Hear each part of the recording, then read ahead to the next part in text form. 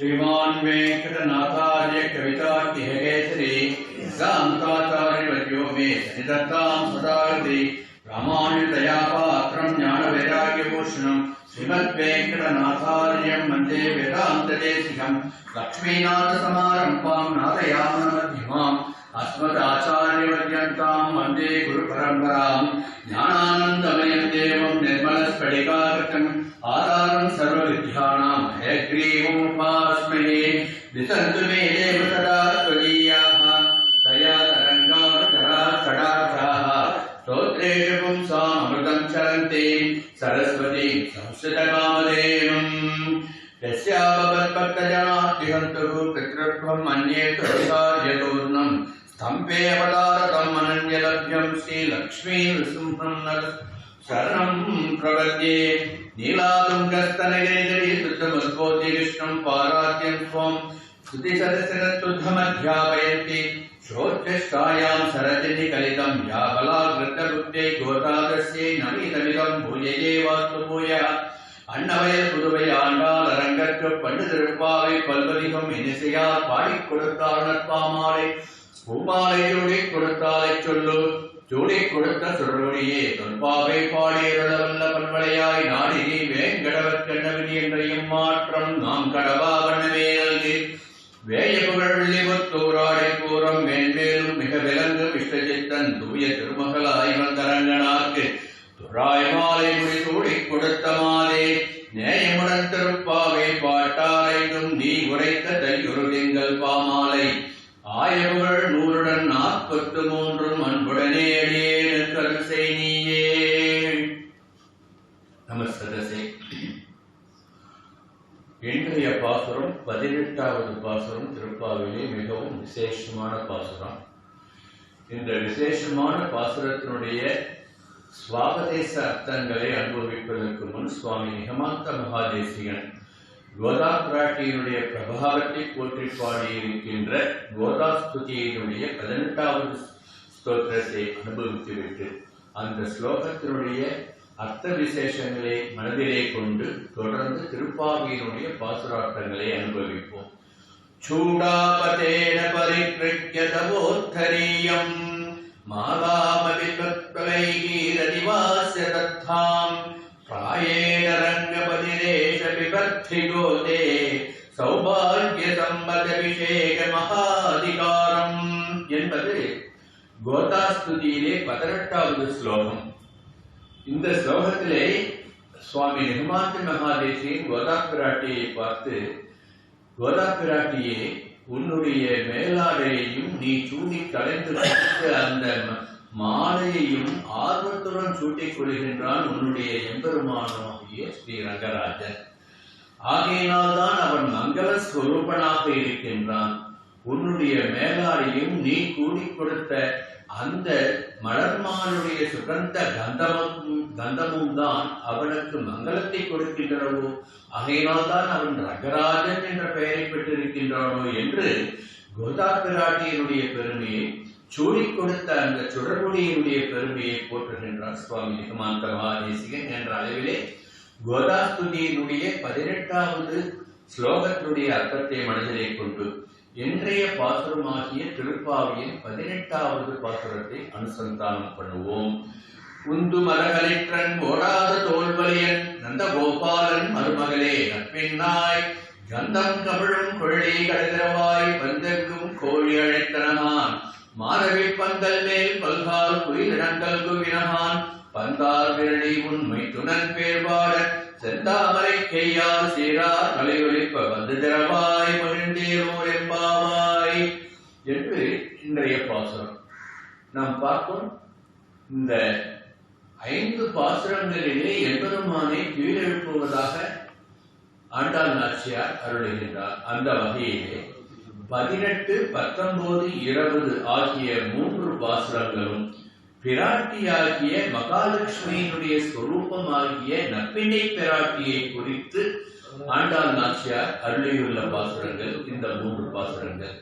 17வது பாசுரத்திலே நந்தகோபன், யசோதை, பலராமன், கண்ணன் ஆகியோரை கீழெழுப்பிய பின் இந்த பாசுரத்திலே கண்ணனை ஆட்படுத்திக் கொண்டிருக்கின்ற, கண்ணன் மேல் மிகுந்த பக்தி கொண்டிருக்கின்ற, கண்ணன் யார் பேர் மிகுந்த அன்பு வைத்திருக்கின்றானோ அத்தகைய நப்பினை பிராட்டியை துயிலெழுப்புவதாக இந்த பாசுரத்தை ஆண்டாள் அமைத்திருக்கின்றார் என்பதுதான் இந்த பாசுரத்தினுடைய விசேஷம். ஸ்ரீ வைஷ்ணவ சம்பிரதாயம் உணர்த்துகின்ற முதலில் ஆச்சாரியனுடைய அனுகிரகத்தை பெற்று பிறகு பகவானுடைய திருவடியை பற்றுவதற்கு பிராட்டியை புருஷகாரியாக கொள்ள வேண்டும் என்ற தத்துவத்தையும் இந்த பாசுரத்திலே ஆண்டாள் சுவாபதேசமாக, அதாவது உட்பொருளாக உள்ளுரையாக உணர்த்துகின்றாள் என்பதை நாம் அனுபவிக்க வேண்டும். இப்படி இந்த பாசுரத்தில் ஆண்டாள் நாச்சியார் ஐம்புலன்களின் அனுபவத்தையும் பாசுர வரிகளிலே உறுத்தி சொல்லி இருக்கின்றார் என்று நாம் அனுபவிக்கலாம். கந்தார் விரலி என்று சொல்லி தொடு உணர்ச்சியை சொல்கின்றார். கந்தம் கமழும் குழலி என்று சொல்லி முகர்ந்து பார்க்கின்ற அந்த உணர்வை சொல்லுகின்றார். உன் மைத்துனன் பேர்பாடை என்று சொல்லி சுவைக்கின்ற உணர்வை சொல்லுகின்றார். சீரார் வளையொலிப்பை என்று சொல்லி கேட்கின்ற அந்த உணர்வை சொல்லுகின்றார். வந்து ஜனவாய் மகிழ்ந்து என்று பார்க்கின்ற உணர்வை சொல்லுகின்றார். இப்படி பஞ்ச இந்திரியங்களுடைய உணர்வுகளை இந்த பாசுர சொற்களிலே ஆண்டாள் அமைத்து காட்டி இந்த இந்திரியங்களுக்கு தலைவியாகிய நப்பினை பிராட்டியை எழுப்புவதாக இந்த பாசுரத்தை அமைத்திருப்பதுதான் பாசுரத்தினுடைய விசேஷம். இப்படி வந்து திறவாய் மகிழ்ந்து என்று நப்பினை பிராட்டியை பார்த்து நப்பினை பிராட்டியை முன்னிறுத்தி நப்பினை பிராட்டி நீலாதேவியினுடைய அம்சம் என்று கிருஷ்ணாவதார காலத்திலே அவள் நப்பிண்ணியாக அவதாரம் பண்ணினாள் என்று அவளை இந்த பாசுரத்திலே போற்றுகின்றார். ஆழ்வார்கள் நப்பினை பிராட்டி தான் இந்திரியங்களை கட்டுப்படுத்துகின்றவள், இந்திரியங்களுக்கு அதிதேவதை என்று போற்றுவார்கள். புலன்மங்கை என்ற நீலாதேவி ஆழ்வார் பாசுர வரிகளை சொல்ல வேண்டும் என்றால் சுத்த தமிழிலே இந்திரியங்களை கட்டுப்படுத்துவதும் புலன்மங்கை என்று நப்பினை பிராட்டிக்கு ஒரு விருது கொடுப்பார்கள் ஆழ்வார்கள். இப்படி புலன்மங்கை என்ற நீலாதேவி தான் இந்திரியங்களை கட்டுப்படுத்துவதால் இந்திரியங்களை அபகரிக்க வல்லவள் நீலாதேவி ஆகிய நப்பினை. ஆகவே அவள் மட்டும்தான் நமக்கு எம்பெருமானுடைய கருணை நம் பக்கம் கிடைக்கும்படி தன் கண் வீச்சினால் எம்பெருமானுடைய காருண்யத்தை நம் பக்கம் திருப்புவாள் என்பதற்காகத்தான் நீலாதேவியினுடைய அம்சமாக அவதாரம் பண்ணின நப்பினை தேவியை துயிலெழுப்புவதாக 18வது பாசுரமாகிய இன்றைய பாசுரத்தை ஆண்டாள் நாச்சியார் அருளி இருக்கின்றாள் என்பதுதான் பாசுரத்தினுடைய சுவாபதேசம் என்ற உள்ளுரை பொருள். ஸ்ரீ வைஷ்ணவ சித்தாந்தத்தினுடைய முக்கிய கருத்தான திருமாலும் திருமகளும் பிரிக்க முடியாதவர்கள் என்பதை உணர்த்துவதாகவும் இந்த பாசுரத்தில் நாம் உணர வேண்டும். அவர்கள் இருவருமே சேர்ந்து உபாயமாகவும் இருவருமே சேர்த்து உபேயமாகவும் இருப்பதை இந்த பாசுரம் உணர்த்துகின்றது. உபாயம் என்பது வழி, உபேயம் என்பது நாம் அடைய வேண்டிய புருஷார்த்தம். இதை நம் எம்பெருமானை சரணாகதி பண்ண வேண்டிய வழியையும் காட்டி அப்படி சரணாகதி பண்ணுவதனால் நமக்கு என்ன உபேயம் என்ன பலன் என்ற புருஷார்த்தத்தையும் காட்டுவதுதான் இந்த பாசுரம். ஆகவே எம்பெருமானையும் பிராட்டியையும் சேர்த்தே அனுபவிக்கின்ற இந்த பாசுரத்தை ஏக சேஷித்வம் என்ற ஸ்ரீ வைஷ்ணவ தத்துவத்தை, பெருமாளும் பிராட்டியும் பிரிக்க முடியாதவர்கள் என்ற தத்துவத்தை ஆண்டாள் இந்த பாசுரத்திலே உணர்த்துகின்றார் என்பது இந்த பாசுரத்தினுடைய மற்றொரு சிறப்பு. ஓடாத தோல்வலியன் என்று பாசுரத்தை தொடங்குகின்றாள் ஆண்டாள். உந்து மரகலேற்றன் ஓடாத தோல்வலியன் என்ற பாசுரத்திலிருந்து நந்தகோபனுடைய வலிமையை ஆண்டாள் சொல்கின்றார். நந்தகோபன் என்பது கண்ணனுடைய திருத்தகப்பனார் என்றும் அனுபவிக்கலாம். நந்தகுல தலைவன் நந்தகோபன் கண்ணன் என்றும் அனுபவிக்கலாம். நேற்றைய பாசுரத்திலும் பார்த்தோம், நந்தகோபன் என்ற சொல்லை நந்தகோபனையாகிய கண்ணனுடைய தகப்பனாரையும் அனுபவிப்பதாக சொல்லி கண்ணனையும் குறிப்பதாக சொல்லி இரு பொருள்பட ஆண்டால் கவிநய மிக்க பாடல்களாக நமக்கு கொடுத்தால், இன்றைய பாசுரத்திலும் அதே பாங்கிலே நந்தகோபன் என்ற சொல் நந்தகோபன் ஆகிய எம்பெருமானுடைய தகப்பனாரை, அந்த கண்ணனாக அவன் பிறந்த பொழுது கண்ணனுடைய வளர்த்த தகப்பனாரான நந்தகோபனை குறிப்பதாகவும், நந்த குலத்துக்கு கோவாகிய தலைவனாகிய நந்தகோபன் என்று கண்ணனை குறிப்பதாகவும் ஆண்டாள் இந்த பாசுரத்திலே சொல்லுகின்றாள் என்று நாம் அனுபவிக்க வேண்டும். உந்து மதகளிற்றன் என்று சொல்லுகின்றார். களிறு என்றாலே யானை, யானைக்கு பலம் அதிகம்.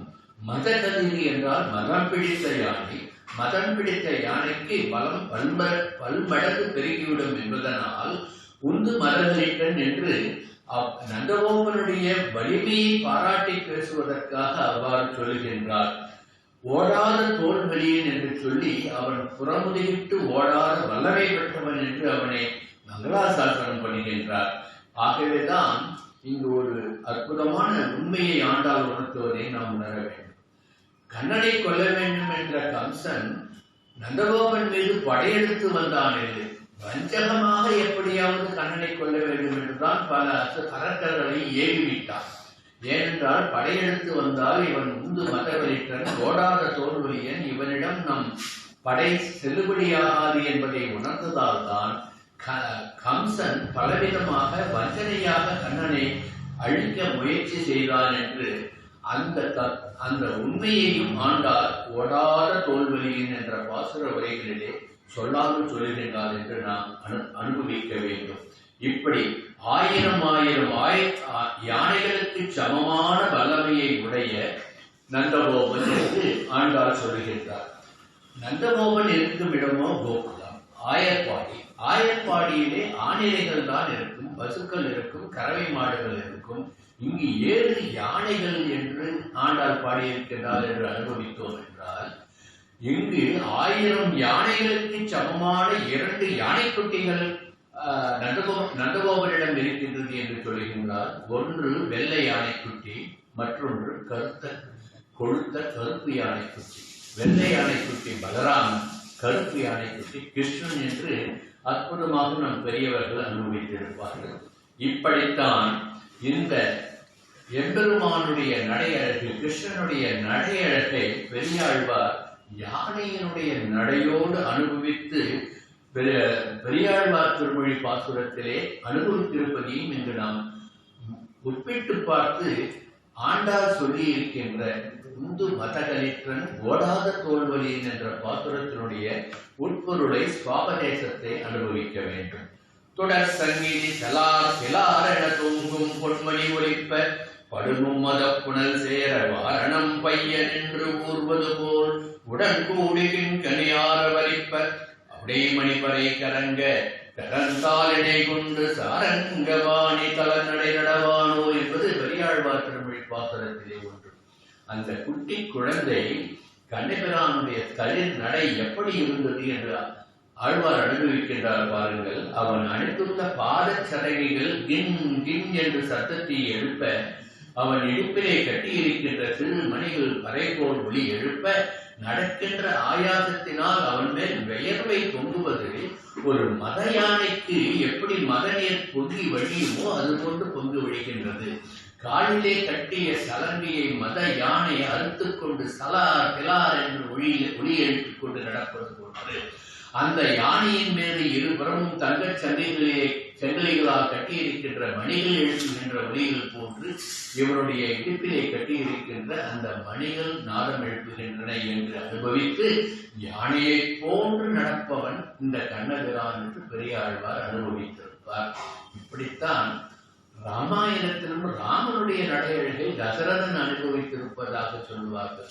ராமா வா என்பான், போ என்பானாம் தசரதன். வா போகு என்று கம்பர் சொல்லுவார்.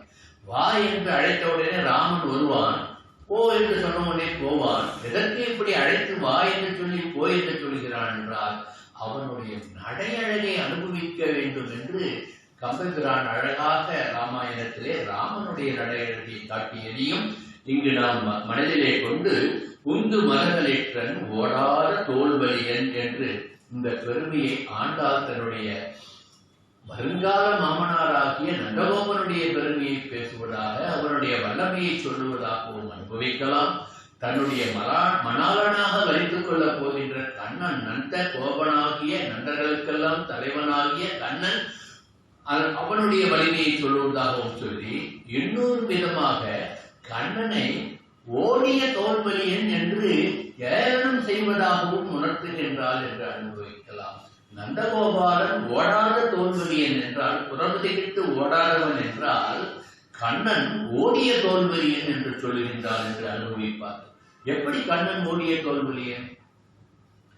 காளையவனன் என்று ஒரு அரசன், அவனுக்கு யாதவ குலத்தை பிடிக்காது. காரணம், அவனுடைய தந்தையை யாதவர்கள் பழித்து பேசியதனால் அவனுடைய தந்தை சிவபெருமானிடம் தவம் இருந்து பெற்ற பிள்ளை காலவயனன். பிறந்தது முதல் யாதவ குலத்தை அழிக்க வேண்டும் என்று சங்கல்பம் பண்ணி கொண்டு பிறந்தவன், கிருஷ்ணன் மீது தீராத பகை கொண்டிருந்தவன்.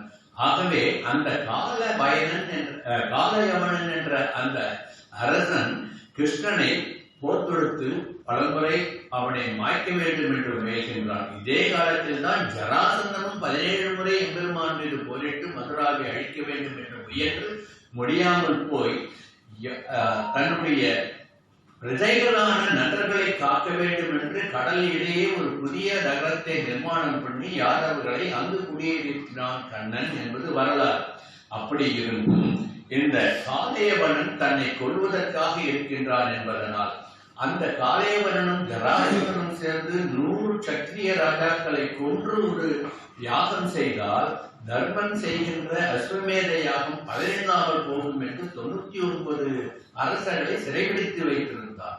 அவர்களையும் மீட்க வேண்டும், காளையவனையும் மாய்க்க வேண்டும் என்ற எண்ணத்தினால் தன்னுடைய பிரஜைகளான யாதவர்கள் அனைவரையும் கடல் நடுவிலே புதிய நகரம் நிர்மாணித்து அங்கே அமர்த்திவிட்டு தன்னன் தனியனாக கண்ணன் தாமரை மலர் மாலை அணிந்து கொண்டு வருகின்றான். அந்த சமயத்தில் நாரதர் காளையவனிடம் சென்று கண்ணன் இப்பொழுது தனியாக வருகின்றான், இப்பொழுது நீ அவனை மாய்த்து விடலாம் என்று சொல்ல, இதெல்லாம் ஒரு யுக்தி. காளையவனன் கண்ணனை எதிர்கொண்டு அவனை மாய்க்க வருகின்றான். அவனுக்கு பயந்து ஓடுவது போன்று கண்ணன் ஓடு என்று ஓட்டம் காட்டி ஒரு குகையிலே புகுந்து போகின்றான். அந்த குகையிலே முசுகுந்தன் என்பவன் உறங்கிக் கொண்டிருக்கின்றான். இந்த முசுகுந்தன் யார் என்றால், ஒரு காலத்திலே வானரமாக பிறந்தவன் இந்த முசுகுந்தன்.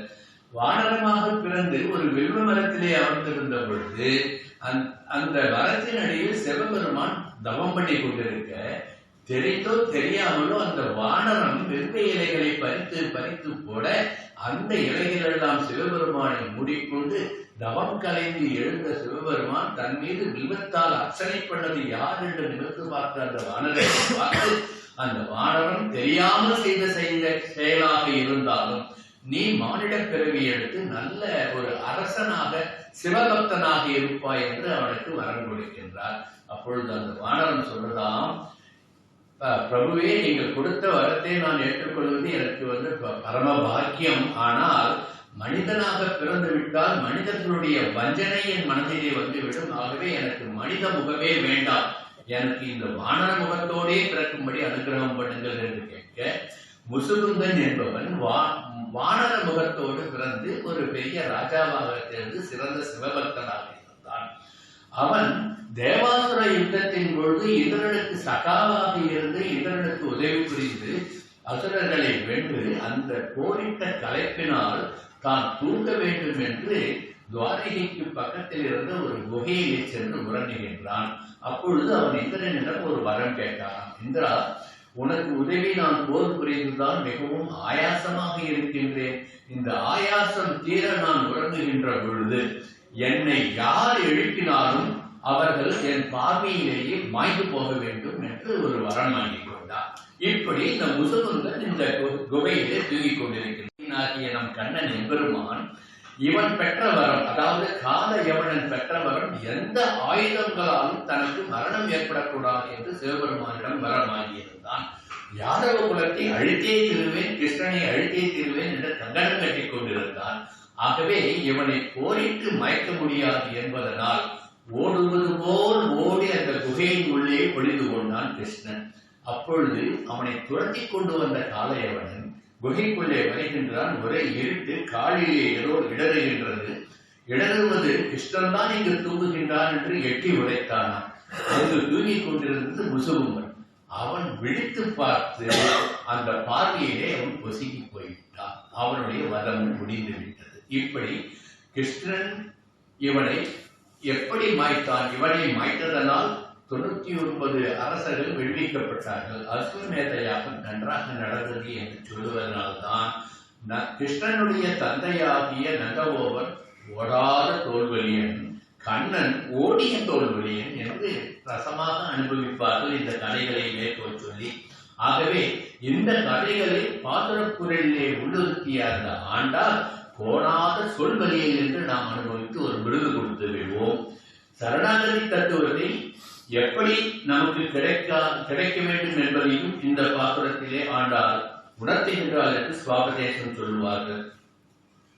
உந்து மதகலிற்றன் என்ற பாசுர வரிகளிலே உள்ள கலிற்றன் என்பதை களிறு அற்றவன் என்று பிரித்து படித்தோம் என்றால், அற்றவன் என்ற சொல்லுக்கு அதை மாய்த்தவன் என்று பொருள் கொள்ளலாம், அந்த உடையவன் என்றும் பொருள் கொள்ளலாம். உந்து மதகலிற்றன் என்றால் பல களிறுகளை உடையவன் என்று நந்தகோபனை சொல்லுவதாக பொருள் கொள்ளலாம். களிறு அற்றவன் என்று, அற்றவன் என்பதற்கு செற்றவன் என்று பொருள் கொண்டோம் என்றால் குவளையாபீடம் என்ற யானையை மாய்த்த கண்ணனை சொல்லுவதாகவும் உந்து மதகலிற்றன் என்ற வார்த்தை நந்தகோபனையும் சொல்லுவதாக அனுபவிக்கலாம், கண்ணனையும் சொல்லுவதாக அனுபவிக்கலாம். இப்படி கண்ணனை தரிசிக்க அவன் திருமாளிகைக்கு வந்த கோபியர் கூட்டத்துடன், கோபியர் கூட்டத்தின் தலைவியாக வந்த ஆண்டாள் நாச்சியார் முதலில் நற்பின்னியை வணங்கி அவருடைய அருளை பெற்று பின் மதகலிற்றனாகிய கண்ணனை அனுகிரகம் பண்ண வேண்டும் என்பதனால் இந்த பாசுரத்தை நற்பின்னியை எழுப்புவது போன்று சொல்கிறார் என்று அனுபவிக்கலாம். உந்து மதகலிற்றன் என்பதை ஆச்சாரியர்களையும் குறிக்கின்றது என்றும் அனுபவித்தார். எப்படி ஆச்சாரியர்களை குறிக்கின்றது என்றால், நமது மதமாச்சரியங்களாக இந்திரியங்களினுடைய தாபங்களாக நம்மிடம் இருக்கின்ற அகங்கார மகங்காரங்களை நம்மை ஆட்டிப்படிக்கின்ற அந்த மதயானைகள் போன்ற அந்த அகங்காரங்களை வென்று, இந்திரியங்களை வென்று திடக்ரோதர்களாக இருக்கின்ற ஆச்சாரியர்களை நமக்கு இந்த பதம் எடுத்து காட்டுவதாக சொல்லி, அத்தகைய ஆச்சாரியர்களிடம் நாம் அண்டி பகவத் அனுபவம் பெற்றால் நமக்கும் ஆச்சாரிய அனுபவம் மூலம், ஆச்சாரிய உபதேசங்கள் மூலம் நம் இந்திரியங்களாகிய மதக்களிர்களை எவ்வாறு கைக்கொள்ளலாம், வெல்லலாம் என்பது தெரிய வரும் என்பதை இந்த பாசுரத்திலே ஆண்டாள் உணர்த்துகின்றாள் என்றும் நாம் சுவாபதேசம் கொள்ளலாம். இப்படி சொல்வதற்கு ஏது ஆதாரம் என்று கேட்டால், முதல் திருவந்தாதியிலே பாசுரத்திலே ஒன்று எடுத்து அனுபவிக்கலாம். பொய்கை ஆழ்வாருடைய முதல் திருவந்தாதி பாசுரத்தில் 47வது பாசுரம், வாரி சுருக்கி மதகளிரு ஐந்தினையும் சேரி தெரியாமல் சென்னெறி கூடிய மெய்ஞானத்தால் உணர்வார் காண்பரே மேலொரு நாள் கைநாகும் காத்தான் கடல் என்று ஆச்சாரியர்கள் இந்திரியங்களாகிய மதையானையை வென்றவர்கள் என்று சொன்னதைத்தான் உந்து மதகலிற்றன் என்று ஆச்சாரியர் ஆழ்வாருடைய வழியை பின்பற்றி ஆண்டாள் நாச்சியார் இந்த பாசுரத்திலே சொல்லுகின்றார் என்றும் நாம் அனுபவிக்கலாம். நேற்றைய பாசுரத்தை அனுபவிக்கின்ற பொழுது உபனிஷத் வாக்கியங்களை கொண்டு எப்படி ஆச்சாரிய பிரபாவத்தை நாம் அனுபவித்தோமோ அதையும் மனதிலே கொண்டு இன்றைய பாசுரத்திலே ஆழ்வார் பாசுரத்தை மனதில் கொண்டு ஆச்சாரிய பிரபாவத்தை உந்து மதகலிற்றன் என்ற வார்த்தை சொல்லுவதாக நாம் அனுபவிக்கலாம். உந்து மதகலிற்றன் ஒடாத தோல்வலியன் அடுத்து என்ன சொல்றார்? நந்தகோபாலன் மருமகளே நற்பின்னாய் கந்தம் கமிழும் குழலி கழுதவாய் என்று சொல்லுகின்றார். நந்தகோபாலனுடைய மருமகளாகிய நற்பின்னாய் என்று சொல்லுவது நற்பின்னையினுடைய பெருமையையும் பேசுவதாக ஆண்டாள் அனுகிரகிக்கின்றார். நற்பின்னையை ஏன் பெயர் போற்றுகின்றார்? காளைகளை அடக்கினால்தான் உன்னை கடிமணன் புரிவேன் என்று கண்ணன் என்ற காளைக்கு உத்தரவிட்டார் அல்லவா நற்பின்னை. அவ்வாறு காளைகளை அடைக்குதானே, எருதுகளை அடைக்குதானே நற்பின்னையுடைய கரம் பிடித்தான் கண்ணன். ஆகவே அத்தகைய நற்பின்னையை இங்கு ஆண்டாள் மங்களாசாசனம் பண்ணுகின்றார். இப்படிப்பட்ட நற்பின்னையை, கண்ணனையே ஆட்கொண்ட நற்பின்னையை நாம் மங்களாசாசனம் பண்ணி அவள் அருளை பெற்றோம் என்றால் கண்ணனுடைய அருள் நமக்கு எளிதில் கிடைக்கும் என்பதனால் தான் நற்பின்னையை முன்னிறுத்தி கண்ணனை அடைய இந்த பாசுரத்திலே பிரார்த்தனை பண்ணுகின்றார் ஆண்டாள் நாச்சியார் என்று நாம் உணர வேண்டும். இந்த நப்பின்னை யார் என்பதையும் இப்பொழுது நாம் சற்று உணர்ந்து பார்ப்போம். பரமபதத்திலே மகாலட்சுமியாக இருந்தவர், வராக அவதாரத்திலே பூமி பிராட்டியாக இருந்தவர், கிருஷ்ணாவதார காலத்திலே யசோதையினுடைய அண்ணன் கும்பனுடைய மகளாக பிறந்தவர் தான் நப்பின்னையாகிய நீலாதேவி. ஆகவேதான் நீலாதேவியாகிய நப்பின்னையை நிறுத்தி கண்ணனை கடிமணம் புரிந்த அந்த நப்பின்னையை நிறுத்தி இந்த பாசுரத்தை அமைத்து மாயனையே தன் மாய மயக்குகளால் மயக்கு செய்து தன் கண்வீச்சில் மயக்க வைக்கின்ற நப்பின்னையிடம் நாம் பிரார்த்தித்தால் கண்ணன் நமக்கு அனுகிரகம் பண்ணுவான் என்று ஆண்டாள் நாச்சியார் இந்த பாசுரத்திலே நப்பின்னையை முன்னிறுத்தி சொல்லுகின்றார் என்று சுவாபதேசம் சொல்வார்கள் பெரியவார்கள். இதைத்தான் நப்பின்னையினுடைய பெருமையை தன் தந்தையார் பேசியதையும் மனதில் கொண்டு இந்த பாசுரத்திலே நப்பின்னையை போற்றுகின்றார் என்றும் அனுபவிக்கலாம்.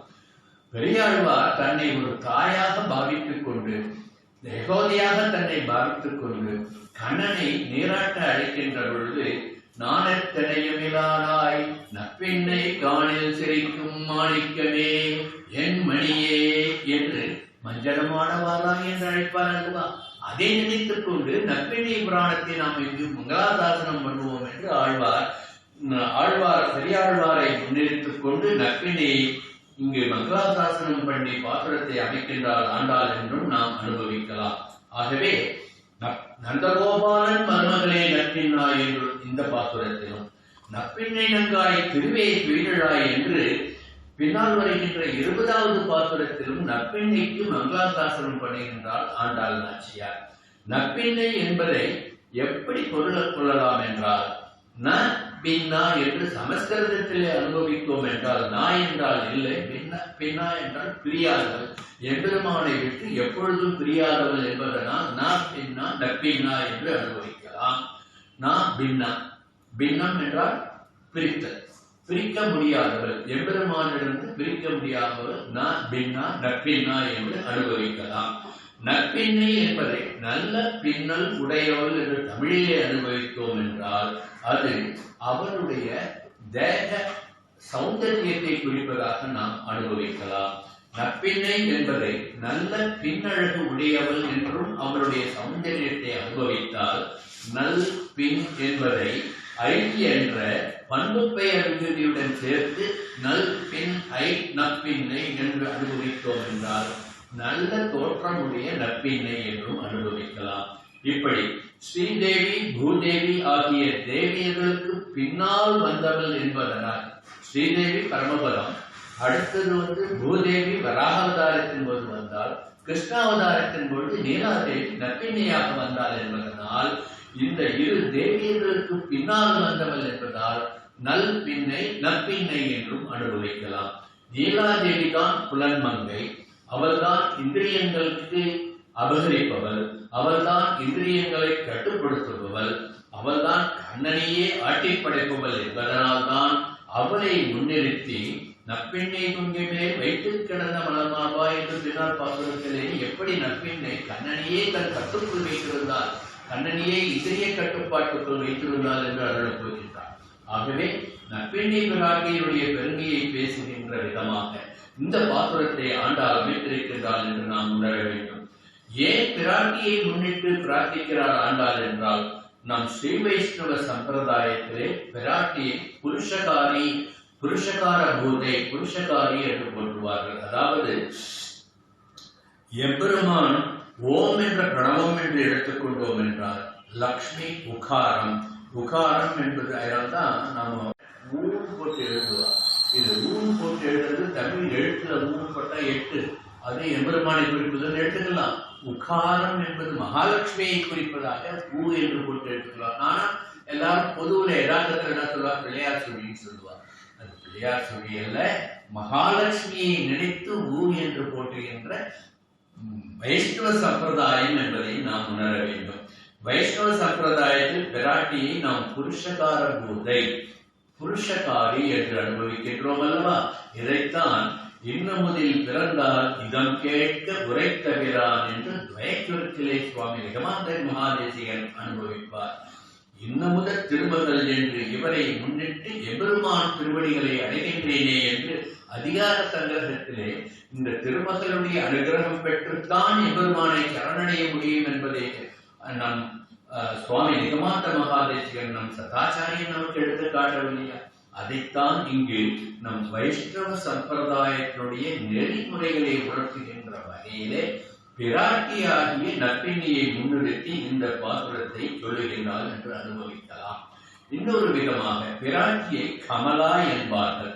கமலா என்பது க ம லா என்ற 3 எழுத்துக்களை, ககாரம் எம்பெருமானை குறிக்கின்றது, மா மகாரம் ஜீவாத்மாவை சொல்லுகின்றது, லா என்ற கடைசியாக வருவது லா தான ஆதேனே என்றபடி கொடுத்து வாங்குவதை சொல்லுகின்றது. ஆக கமௌ லாதீதி கமலா என்று சொல்லுவார்கள். அதாவது கா என்று சொல்லப்பட்ட நாராயணனை ஒரு கையிலும் மா என்பது சொல்லப்பட்ட ஜீவாத்மாக்களை ஒரு கையிலும் வைத்துக்கொண்டு கொடுத்து வாங்குகின்றார்களாம். ஜீவாத்மாக்களை பரமாத்மாவிடம் கொடுத்து பரமாத்மாவை நம்மிடம் கொடுத்து என்று இந்த கொடுத்தல் மாற்றல் என்ற பண்டம் மாற்று விதியை செய்பவள் மகாலட்சுமி ஆகிய நற்பினை என்று இங்கு அவளை புருஷகார போதையாக கொண்டு அவளை முன்னிறுத்தி பாத்திரத்தை அமைக்கின்றாள் என்று நாம் அனுபவிக்கலாம். இப்படி நம் பாவங்களால் எம்பெருமான் நம் மீது கோபம் கொண்டு நம்மை கடும் பார்வை பார்க்க விடாமல் மயக்கு செய்து நம் பாவங்களை எம்பெருமான் கண்களிலிருந்து மயக்குகின்ற அந்த நற்பினை நீலாதேவியை முன்னிறுத்தி எம்பெருமானை சரணடைவதாக இந்த பாசுரத்தில் நற்பினையை மங்களாசாசனம் பண்ணி அவள் மூலம் கண்ணனை அடைய வேண்டும் என்று பிரார்த்திக்கின்றாள் என்று இந்த பாசுரத்தில் நாம் உணர வேண்டும். இப்படி எம்பெருமான் எப்படி நமக்கு நமது கஷ்டங்களை, நாம் சுதர்மங்களை அனுஷ்டிக்காமல் போனால் எப்படி நம்மை தண்டிப்பான் என்று நாம் பயந்து இருக்கின்ற பொழுது, கருணை கடலாகிய லட்சுமி பிராட்டியை நாம் சரணடைந்து விட்டால் தாய் எப்படி குழந்தை செய்கின்ற தவறுகளை மன்னித்து குழந்தை மீது அன்பு காட்டுவாரோ, அதுபோன்று சேதனங்களாகிய நம் பாவங்களை மன்னித்து எம்பெருமானிடம் நமக்காக பரிந்து பேசி நம் பாவங்கள் அவன் கண்ணிலே படாதவாறு மறைத்து நம்மை ரட்சணம் பண்ணுவார் பிராட்டி என்பதனால்தான் நற்பின்னையை இங்கு முன்னிறுத்தி பாசுரத்தை அமைக்கின்றார் என்றும் பெரியவர்கள் அனுபவித்திருப்பார்கள். இதற்கு இன்னொரு உதாரணம் ராமாயணத்திலிருந்தும் நாம் எடுத்து சொல்லலாம். ராமாயணத்திலே நாம் பார்த்தோம் என்றால் எப்பொழுதெல்லாம் பிராட்டி அருகில் இல்லையோ அப்பொழுதெல்லாம் சம்ஹாரம் நடந்தது. எப்பொழுதெல்லாம் பிராட்டி உடன் இருந்தாலோ அப்பொழுதெல்லாம் அவர்களுக்கு நற்கதி கிடைத்தது என்பதை உணர வேண்டும். இதனால்தான் வாலியை ராமன் கொன்ற பொழுது பிராட்டி உன் அருகில் இல்லாது போனதனால்தான் பிடித்து பிடித்து நீ என்னை கொன்றுவிட்டாயோ என்று வாலி கேட்பதாக கம்பர் அற்புதமாக நமக்கு ஒரு பாசுர வரியிலே சொல்லியிருப்பார். ஆவியை ஜனகன் பெற்ற அவிழ்தனுமிய அன்னத்தை தேவியை பிரிந்ததனால் திகைத்தனை போலும் உங்கள் செய்கை என்று தேவியாகிய அந்த லக்ஷ்மி உன் அருகில் இல்லாததனால் தான் நீ என்னை சங்காரம் செய்தாய் போலும் என்று வாலி சொல்லுவதாக சொல்லுவாராம். ஆகையினால்தான் பிராட்டியின் பிரிவினால் அவதாரப்பட்ட காக்காசுரன் பிராட்டியை ஸ்பர்சம் பண்ணதினால் பிராட்டியிடம் அபச்சாரம் பட்டான் காக்காசுரன். அவனை துரும்பால் கிண்ணி எறிந்து அந்த துரும்பை பிரம்மாஸ்திரமாக சென்று அவனை வதைக்க வந்த பொழுது அகில உபடங்களுக்கும் ஓடி யாவரிடமும் சரணடைய முடியாமல் எம்பெருமான் திருவடிகளிலேயே வந்து சரணடைகின்றான் காக்காசுரன்.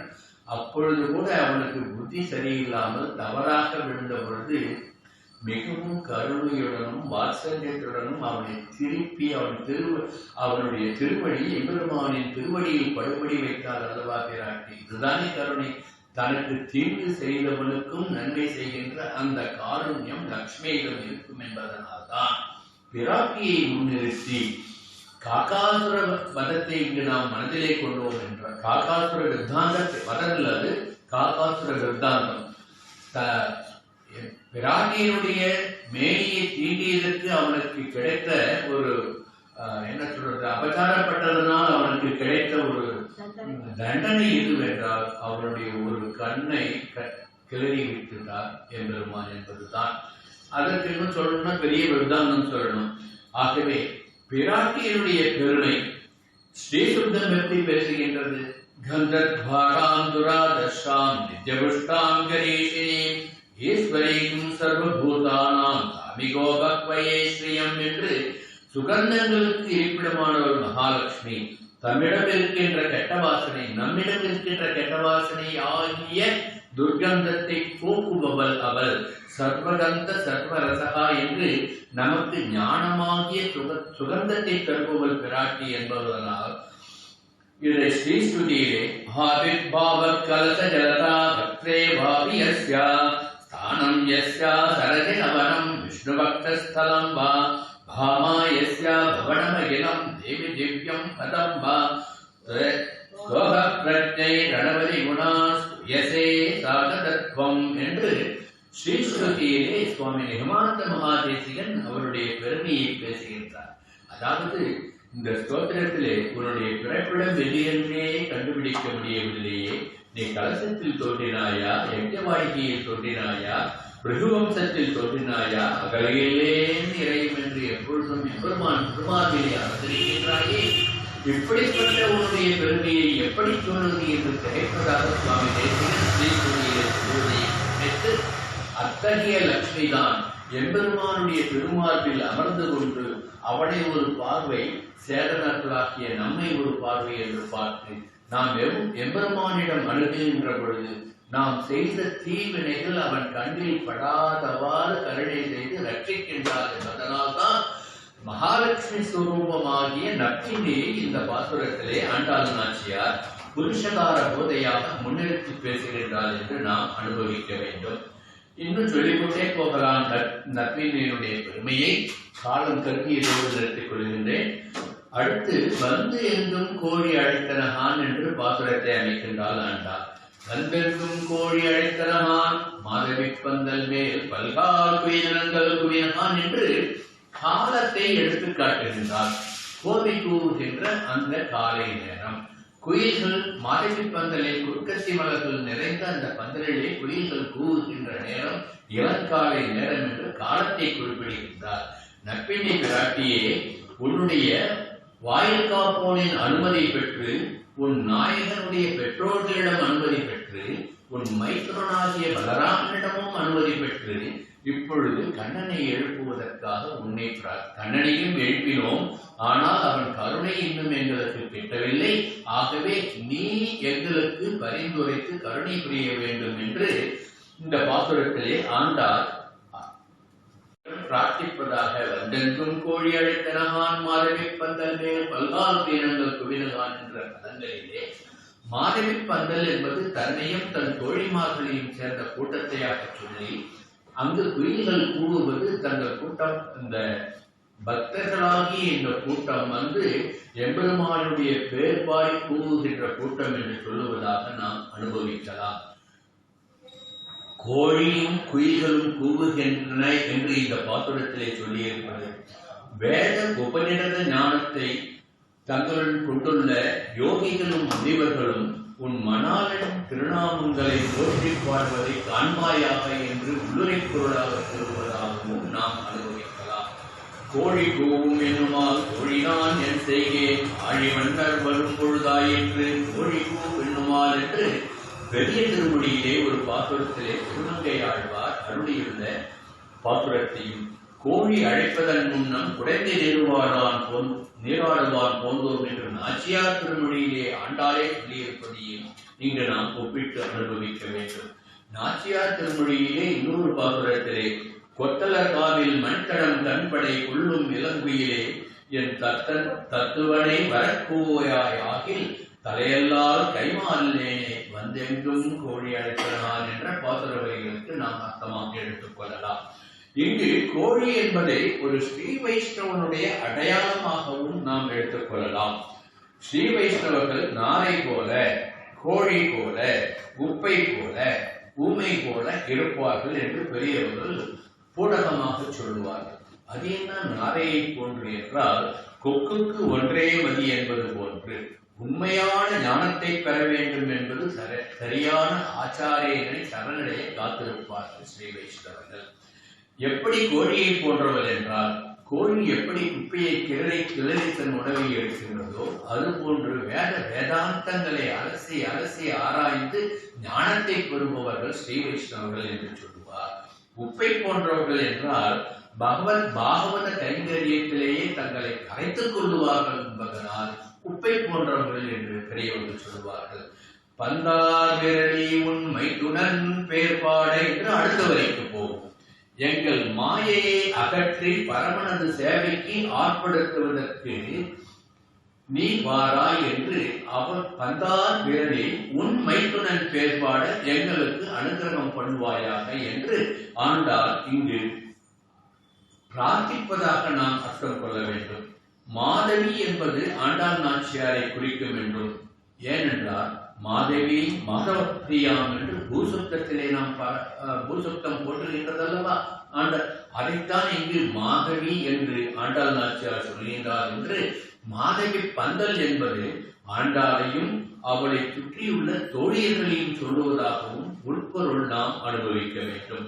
பந்தா விரலி உன் மைத்துடன் பேர்பாட என்று சொல்லி தாயாருடன் இருக்கின்ற பெருமாள் இங்கு நப்பினையாகிய தாயாருடன் இருக்கின்ற கண்ணன் என்று எம்பெருமானின் பேர்பாட என்று உணர வேண்டும். பந்தார் விரலி என்று கண்ணனோடு கூப்பந்து விளையாடி அதில் அவனை தோற்கடித்து விட்டு கண்ணனை ஒரு கையாலும் பந்தை ஒரு கையாலும் பிடித்துக் கொண்டிருக்கின்ற ஒரு அழகிய காட்சியை நம் கண் முன்னே கற்பனையில் கொண்டு வந்து நிறுத்துகின்றால் ஆண்டாள் என்றும் நாம் அனுபவிக்கலாம்.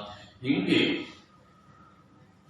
கண்ணன் நற்பின்னை இவர்கள் கிடந்த கோலத்தை அடுத்த பாசுரத்திலே சொல்லப் போகின்றார். அதை அப்பொழுது அனுபவிப்போம். நற்பின்னையினுடைய பந்தார் விரலி பந்து விளையாடி கண்ணனை தோற்கடித்து விட்டு ஒரு கையில் கண்ணனை பிடித்துக் கொண்டால் ஒரு கையிலே பந்தை பிடித்துக் கொண்டிருக்கின்றார். இதற்குதான் பந்தார் விரலி என்று சொல்கின்ற பொழுது கண்ணன் கையில் கண்ணன் எம்பெருமான், மறு கையில் பந்து ஆகிய உலகம் இந்த பூலோகம் என்று எடுத்துக்கொண்டோம் என்றால் நம்மை ரட்சிப்பதற்காக கண்ணனை பிடித்து கட்டி எடுத்துக் கொண்டிருக்கின்றால் நற்பின்னை என்று பொருள் கொள்ளலாம். இன்னொரு விதமாக இதே தோற்றத்தை அகாரம் குறிக்கின்ற கண்ணன் ஒரு கையில், மகாரம் குறிக்கின்ற ஜீவாத்மாக்கள், உலகம் பந்தை உலகம் என்று எடுத்துக்கொண்டு உலகத்தில் வசிக்கின்ற ஜீவாத்மாக்கள் என்று உருவப்படுத்தினால் அகாரம் ஒரு கையில் இருக்கின்றது, மகாரம் ஒரு கையில் இருக்கின்றது, ஜீவாத்மாக்கள் ஒரு கையில் இருக்கின்றது. இடையிலே உகாரமாகிய அந்த நப்பினை தேவி என்று எடுத்துக்கொண்டால் அகார உகார மகாரம் சேர்ந்தால் என்ன வரும்? ஓம் என்ற பிரணவம் வரும். பிரணவத்தினுடைய அர்த்தம் என்ன? ஸ்ரீமன் நாராயணனுடைய திருவுருவம் அல்லவா? ஆகவேதான் இங்கு அகார உகார மகாரமாக இருந்து பிரணவ மந்திரத்தை நமக்கு உணர்த்துகின்றால் ஆண்டாள் என்று இந்த பாசுரத்தினுடைய உட்பொருளை பந்தா விரலி என்ற பதங்களின் மூலம் நாம் அனுபவிக்கலாம். எம்பெருமானுடைய பேர் பாடுதல் என்றால் அவனுடைய கல்யாண குணங்களை பாடுதல் என்று அர்த்தம். ஆகவேதான் பந்தார் விரலி உன் மைத்துனன் பேர் பாட இருக்கிறார். எங்க மைத்துனன் என்று சொல்லுகின்றாரே என்று அஞ்ச வேண்டாம். என்றால் ஆண்டாள் தென் தமிழகத்தில் பகுதியிலே வசித்தவர். அந்த பகுதியிலே பொதுவான ஒரு வழக்கு என்னவென்றால் தன் மணாளனை மச்சான் என்று அழைப்பது வழக்கம். மச்சான் மச்சான் என்று தன்னுடைய மணாளனை அழைப்பது, கணவனை அழைப்பது வழக்கம் என்பதனால் இங்கு கண்ணனை மைத்துனன் பேர்பாட, மச்சான்ட்டு கொச்சையா சொல்ல முடியாம மைத்துனன் என்று அழகான தமிழில் சொல்லியிருக்கின்றால் நாம் அனுபவிக்க வேண்டும். ஆகவே பந்தார் விரலி நற்பின்னையே உன் மைத்துனன் பேர்பாட வந்திருக்கின்றோம், உன்னுடைய கணவனாகிய கண்ணனுடைய பெயர் பாட வந்திருக்கின்றோம், அவன் பேர் சொல்ல வந்திருக்கின்றோம். கீழ்ப்பாசத்தில் என்ன சொன்னால் வாயினால் பாடி மனத்தினால் சிந்திக்கின்றார் அல்லவா? அப்படி நாங்கள் வாயினால் பாடி துதிக்க வந்திருக்கின்றோம் என்று பொருள் கொள்ள வேண்டும். இந்த எம்பெருமானின் பேர்பாடுதல் என்றால் அவனுடைய கல்யாண குணங்களை போற்றி பாடுதல். இங்கு எம்பெருமானார் பாஷ்யக்காரன் எப்படி எம்பெருமானுடைய கல்யாண குணத்தை போற்றி பாடினார் என்று நாம் அனுபவிக்க வேண்டும். சில நாட்களுக்கு முன்பு பாஷ்யக்காரர் அனுகிரகித்த சரணாகதி கத்தியத்தை இங்கு சேவித்து நாம் அனுபவித்தோம் அல்லவா? அதில் மனதில் கொள்ளுங்கள். பகவன் நாராயணாபிமதானரூப ஸ்வரூபரூபமுனவிபவ ஐஸ்வர்யசீலா ஜனபதிகாதிதயா சங்கேய கல்யாண குணகணாம் பத்மவனாலயாம் பகவதீம் ஸ்ரீயம் தேவீம் நித்யானபாயினீம் நிரவத்யாம் தேவதேவ திவ்ய மகிஷீம் அகில ஜகன் மாதரமஸ்மன் மாதரம் அதரண்ய தரண்யாம் அனன்ய சரண சரணமா சரணமகும் பிரபத்தியே என்ற சரணாகதி கத்தியத்திலே எப்படி சேர்த்தி அனுபவத்தை பிராட்டியும் பெருமாளும் சேர்ந்திருக்கும் பொழுது அவருடைய குணவிசேஷங்களை நாம் போற்றி பாடினால் எம்பெருமானும் தாயாரும் உடனடியாக நமக்கு கருணைமழை பொழித்து விடுவார்கள் என்று பங்குனி உத்திரத்தன்று சேர்த்தி உற்சவத்திலே சரணாகதி பண்ணி சரணாகதி கத்தியத்தை எம்பெருமானார் நமக்கு கொடுத்தார் அல்லவா? அதைத்தான் உண்மை துணன் பேர்வாட என்ற அந்த பாசுர வரிகளுக்கு நாம் உள்ளர்த்தமாக எடுத்துக்கொண்டு அனுபவித்தோம் என்றால் ஆண்டாள் எவ்வளவு காருண்யத்துடன் கருணையுடன் நமக்கு எம்பெருமான் திருவடிகளை பற்றுவதற்கு தாயாரையும் பெருமாளையும் சேர்த்து பேர்பாடு அவருடைய கல்யாண குணங்களை பாடு என்று நமக்கு உபதேசம் பண்ணுகின்றாள் என்று நாம் அனுபவிக்க வேண்டும். ஆகவே மைத்துணன் பேர்பாட என்ற இந்த சொற்கள் கண்ணனுடைய கல்யாண குணங்களை பாட என்பதை உணர்த்துகின்றது என்று உணர வேண்டும். வந்து திறவாய் என்று பரந்தாமனிடம் அவளுக்கு உகந்தவளாக இருக்கின்ற பரந்தாமனுக்கு பரிந்துரை செய்கின்ற நப்பிண்ணையை முன்னிறுத்தி உன்னிடம் வேண்டி நிற்கின்றோம். எம்பெருமானுடைய கருணையை வேண்டி அவனை பல்வாறாக அவனுடைய கல்யாண குணங்களை பாடி நிற்கின்றோம். அவனுடைய குணவிசேஷங்களை சொல்லி நிற்கின்றோம். எங்களுக்கு அருள் புரிவாயாக என்று சொல்லுகின்றார் என்று பாசுரத்தினுடைய பொதுவான பொருள்களை சுவாபதேசத்தை இந்த அளவிலே அனுபவிக்கலாம். இந்த பாசுரத்தில் மற்றொரு விசேஷம் இருக்கின்றது, அதை இப்பொழுது அனுபவிப்போம். 18வது பாசுரம் உந்து மதகளிற்றன் என்ற பாசுரம்.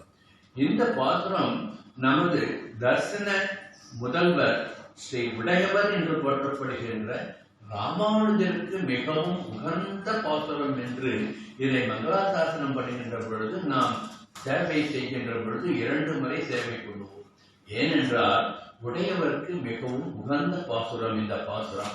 உடையவர் ராமானுஜர் என்ன பண்ணுவார்னா பிட்சை தினமும் பிட்சை கிடையாது, பிட்சைக்காக ஒவ்வொரு இல்லமாக சென்று நல்ல ஸ்ரீவைஷ்ணவர் கொடுக்கின்ற அமுது அன்றைய காலத்திற்கு தேகத்திற்கு எது தேவையோ, தேக வளத்திற்கு எந்த அளவுக்கு தேவையோ அந்த அளவுக்கு மட்டும் கொண்டு வந்து அதை அன்னமாக்கி அதை மட்டும் உண்டி எம்பெருமானியே சதா சர்வகாலமும் தியானம் பண்ணி கொண்டிருப்பார்கள் பிட்சை.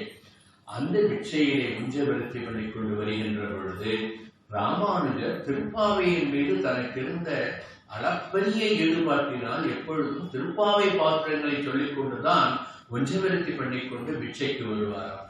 அப்படி வருகின்ற பொழுது ஒரு நாள் அவருடைய ஆச்சாரியனாகிய பெரிய நம்பியினுடைய கிரகத்திற்கு அருகில் வந்து பிட்சைக்கு நிற்கின்ற பொழுது யதார்த்தமாக உந்து மருகலிட்டன் பாசுரம் அமைகிறது. உந்து மருகலிட்டன் ஓடாத தோல்விய பாசுரத்தை பாடுகின்ற பொழுது அந்த கையொலி எழுப்ப வந்து திறவாய் என்ற பாசுரம் அமைகின்றது அல்லவா? அப்பொழுது அந்த பெரிய நம்பியினுடைய குமாரத்தி அத்துழாய் வந்து கையொலி குழுந்து கதவை திறக்கின்றால் அவளை பார்த்தவுடனே நப்பினியருடைய நினைவு வந்து அங்கேயே மயங்கி விழுந்து விட்டார் ராமானுஜர்.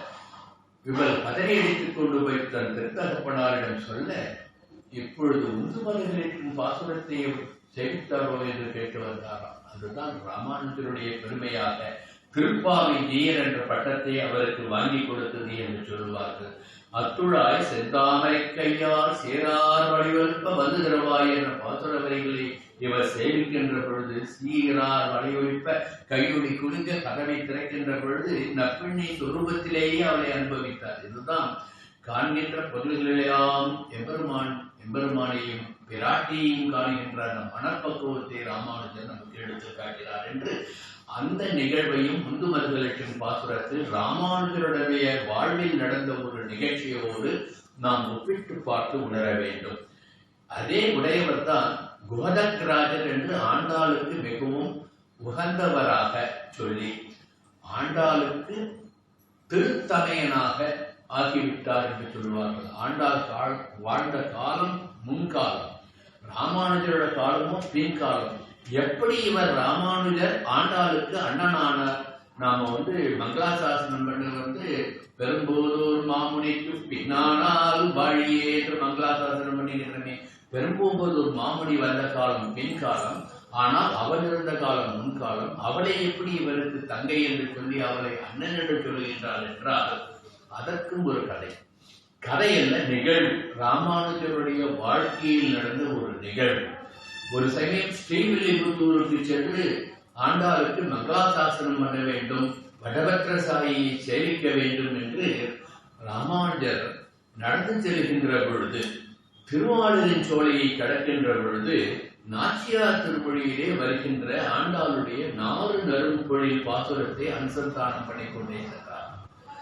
4 நறும்பொழில் மாலிரும் சோலை நம்பிக்கு நான் 100 தடாவில் வெண்ணெய் வாய் நேர்ந்து பராவி வைத்தேன், 100 தடா நிறைந்த அகார வடித்தல் சொன்னேன், ஏறு திருவுடையான் என்று வந்து இவை கொள்ளுங்களோ என்று நாச்சியார் திருமொழியிலே ஆண்டாள் நாச்சியார் திருமாலின் சோலை எம்பெருமானுக்கு 100 தடாவில் அகார வடிதலும் 100 தடாவில் வெண்ணையும் வைத்து அவருக்கு அமுது படைப்பதாக வாய் நேர்ந்தால் என்று பாசுரத்திலே வருகிறது. வாய் நேர்ந்தால் என்று ஒரு நாம சொல்றோம் இல்லையா, எம்பெருமான்கிட்ட பிரார்த்தனை பண்ணிட்டோம், எங்களுக்கு இன்னைக்கு எம்பெருமானுக்கு ஒரு பிரார்த்தனை இது பண்ணணும்ட்டு நாம் அமுது படைக்கிறோம் இல்லையா, அது மாதிரி அவன் வாய் நேர்ந்தால் என்றுதானே சொல்லி இருக்கின்றால், அமுது படைத்தேன் என்று சொல்லவில்லையே என்று எம்பெருமான் ராமானுஜர் எம்பெருமானார் அவள் செய்தாலோ இல்லையோ அதை இப்பொழுது நாம் செய்து முடித்து விடுவோம் வாய் நேர்ந்தால் என்று சொல்லி இருப்பதனால் அந்த ஆண்டாளுடைய திருவுள்ள கிடக்கையை பூர்த்தி பண்ண வேண்டும் என்பதற்காக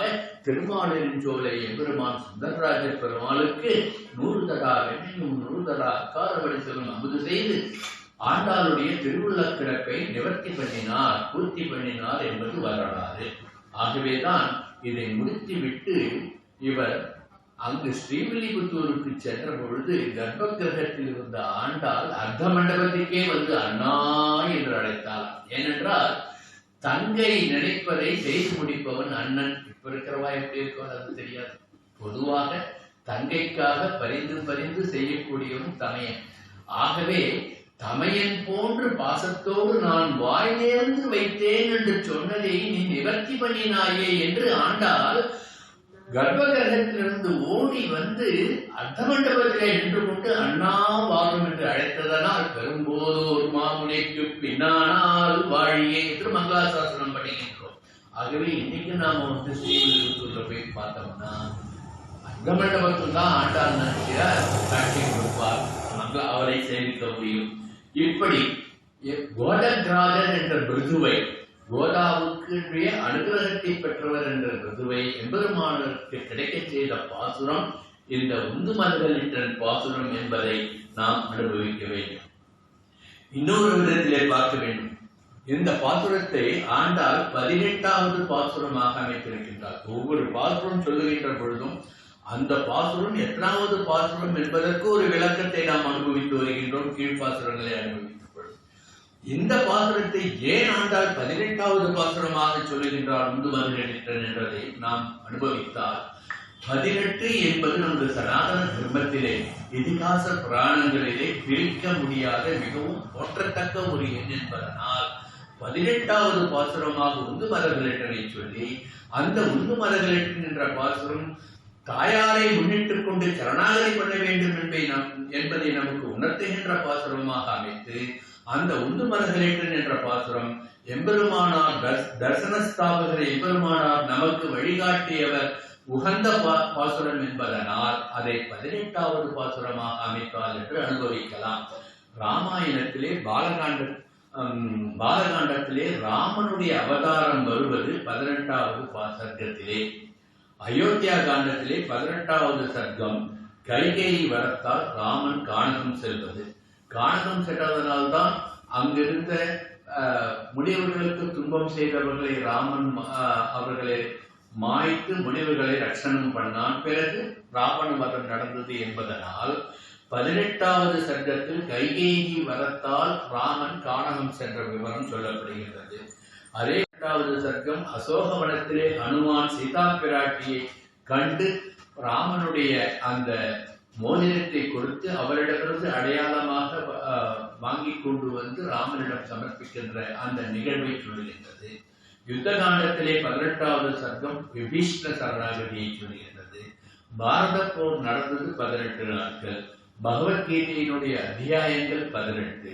அந்த 18வது அத்தியாயத்திலே கீதோபதேசம் 18வது ஸ்லோகம், புராணங்கள் 18, சாஸ்தாவினுடைய ஹரிகரபுத்திரன் என்று சொல்கின்ற சாஸ்தாவினுடைய படிகள் 18, ஆடிப்பெருக்கு என்று நாம் கொண்டாடி நம் கிருஷியை ஆரம்பிக்கின்ற நாள் ஆடியினுடைய 18. கிருஷி என்றால் விவசாயம், விவசாயத்தை தொடங்குகின்ற நம் வாழ்வாதாரத்தை தொடங்குகின்ற நாள் ஆடியில் 18. ராமானுஜர் அஷ்டாட்சர மந்திரம் பெறுவதற்காக, அஷ்டாட்சர மந்திரத்தினுடைய பெருமையை பெறுவதற்காக 17 முறை தன்னுடைய ஆச்சாரியனாகிய அந்த திருக்கோஷ்டியூர் நம்பியிடம் சென்று 18வது முறைதான் அவருக்கு அஷ்டாட்சர மந்திரம் சித்தித்தது என்பது அவருக்கு ஆச்சாரியன் உபதேசம் பண்ணினார் என்பதால் 18க்கு ஒரு சிறப்பு. 18இல் உள்ள எண் 1ஐயும் 8ஐயும் கூட்டினால் வருவது 9. 9வது திதி நவமி, நவமியில் அவதரித்தவன் ஸ்ரீராமன் என்பதனால் அதற்கும் பெருமை. இப்படி 18ஐ நம் புராண இதிகாசங்களும் நம் சனாதன தர்மங்களும் போற்றி அதனுடைய பெருமையை சொல்லுவதனால் 18வது பாசுரமாக சரணாகதியை முன்னிட்டு நாம் பிராட்டியை முன்னிட்டுக் கொண்டு எம்பெருமானை சரணடைய வேண்டும் என்று பிராட்டி ஸ்வரூபமாக இருக்கின்ற நீலாதேவியை முன்னிட்டுக் கொண்டு நற்பினியை முன்னிட்டுக் கொண்டு 18வது பாசுரமாக உந்து மறுகளித்தேன் என்ற பாசுரத்தை அனுகிரகித்தால் என்று நாம் கொண்டோம் என்றால் இந்த பாசுரத்தை ஆண்டால் எப்படியெல்லாம் கொண்டாடி இருக்கின்றார் என்பதன் உட்பொருள் நமக்கு தெரிய வரும். அதே போன்று இந்த நீலாதேவியினுடைய பெருமை, அவள்தான் நற்பின்னை என்பதனால் தான் பெருமாளுக்கு ஆராதனை பண்ணிட்டு அர்ச்சனை பண்ணிட்டு முடிக்கும் போது எப்படி பண்றார்? ஸ்ரீ பூமி நீலா சமேத ஸ்ரீ லக்ஷ்மி ஹயவதன பரபிரம்மனே நமகாண்டு அர்ச்சனை பண்றாரு. நீலா சமேதமாக இருக்கின்றார். நீலா யார்? நற்பின்னை சமேதமாக இருக்கின்றார்.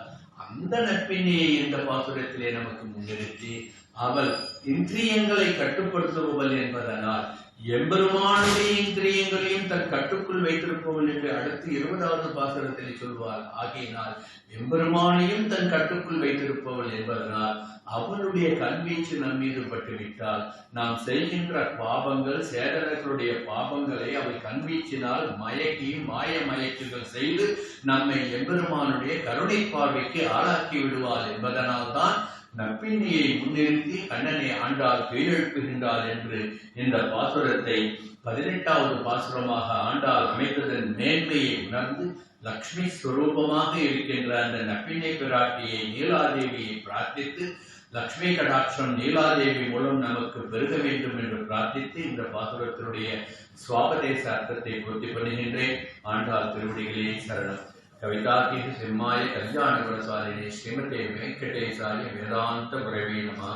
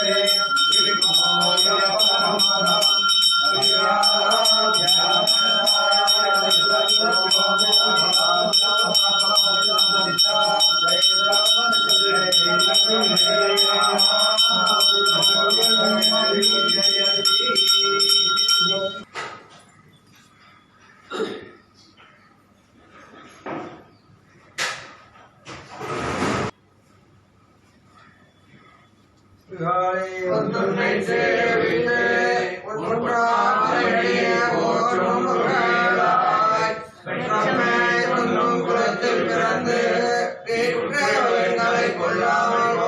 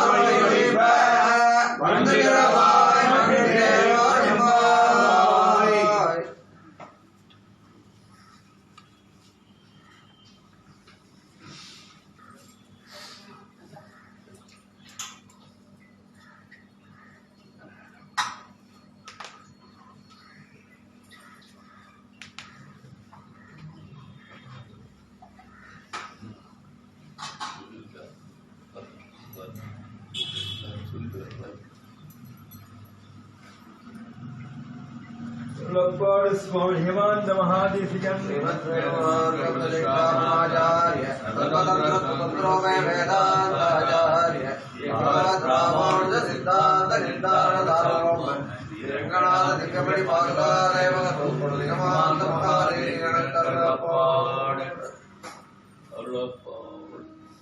அருளப்பாடு ஆதிவந்தர கோபியதீந்திர மகாதேசிகன் அருளப்பாடு சஷ்டபராம் சுதீந்திர மகாதேசிகன் அருளப்பாடு ஸ்ரீ ஸ்ரீனிவாசீந்திர மகாதேசிகன் அருளப்பாடு ரங்கநாதீந்திர மகாதேசிகன் அருளப்பாடு வேதாந்த தேசிகன் திருமகளாம் திருவடிவாம் திருவருளம் தெல்லறிவும் அருமையாமை பிரமாம் அளப்பரிய வடிவதாம் படைப்படைக்கும் கலக்கமில்லாத திருமகளாம் திருவடிவாம் திருவருளம் தெல்லறிவும் அருமையாமை பிரமாம் அளப்பரிய வடிவதாம் படைப்படைக்கும் கலக்கமில்லாத ஆய்மையன் மேலில்லா அடியவர்களுடையவர்காம் ஆறுமயன் பயனமிவை கொண்டு